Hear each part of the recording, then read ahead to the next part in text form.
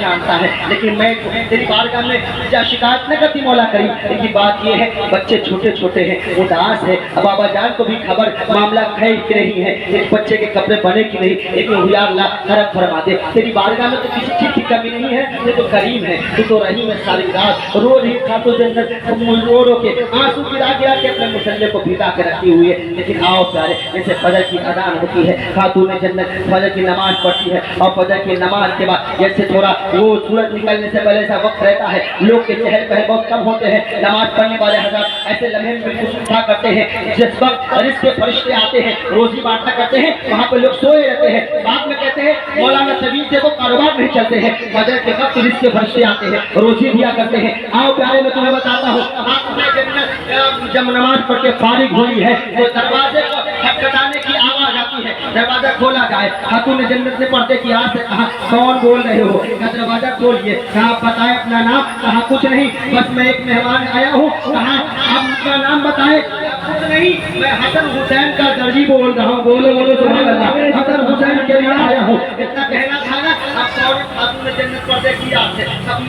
کھولا دروازہ کو، اور جو کپڑا کا معاملہ تھا اسے لے لیتی ہے، اور لینے کے بعد اندر چلی جاتی ہے، اسے کبھی نہ دیکھی تھی نہ جانی تھی نہ اس نے کبھی دیکھا، لیکن معاملہ کیا تھا آؤ پہلے تمہیں بتانا چاہتا ہوں۔ اب جب خاتون جنت کے دونوں شہزادے اٹھتے ہیں، اما جان ذرا کپڑا ہمارا دکھاؤ، ہمارا کپڑا کیسا بنوائے ہو، لو بیٹھے دیکھ لو، اب جب دیکھتے ہیں نا اللہ اکبر تو دونوں اشش کرنے لگتے ہیں، دونوں خوش ہو جاتے ہیں، مسرت کے لمحات ہوتے ہیں۔ اب خاتون جنت اپنے شوہر سے پوچھتی ہے کہ آپ نے کسی درجی کو کپڑا دیا تھا؟ میں نے تو کسی کو کپڑا نہیں دیا تھا۔ کہا ہو سکتا ہے کہ بابا جان نے کسی کو دیا تھا، تب پوچھنا پڑے گا۔ اللہ اکبر، اب عید کی نماز سے پہلے معاملہ دیکھو، آقا علیہ الصلوۃ والسلام سارے صحابہ اقدام مصطفیٰ کا انتظار کر رہے ہیں، لیکن وہ نبی اپنی شہزادی کے گھر آتے ہیں اپنے دونوں نواسے کو لینے کے لیے، تاکہ اپنے دونوں جنتی پھول کو لے کے ہم نماز پڑھانے جائیں گے۔ آؤ دنیا والے دیکھو، شان اہل بیت دیکھو، شان حسن و حسین دیکھو۔ آؤ پیارے آقا فرماتے ہیں خاتون